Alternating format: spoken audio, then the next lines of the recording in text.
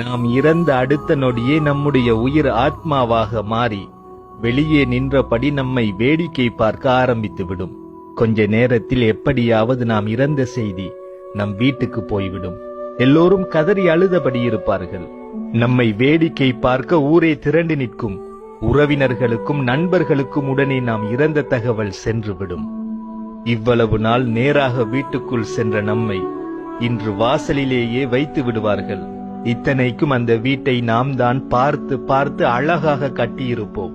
ஆளுக்கு ஒரு பக்கம் மார்பிலும் தலையிலும் அடித்துக் கொண்டு அழுவார்கள். வருகின்ற நண்பர்களையும் உறவினர்களையும் கூட கட்டிப்பிடித்துக் கொண்டு அழுவார்கள். நமக்கு ஒன்றுமே புரியாது. இப்பொழுது அவர்கள் அழுவதை நாம் பார்த்தால் மனதுக்கு கஷ்டமாக இருந்தாலும் உள்ளுக்குள் சந்தோஷமாக இருக்கும். நம் மீது இவ்வளவு பாசம் வைத்திருக்கிறார்களே என்று உங்களை விட்டு எங்கும் போக மாட்டேன்.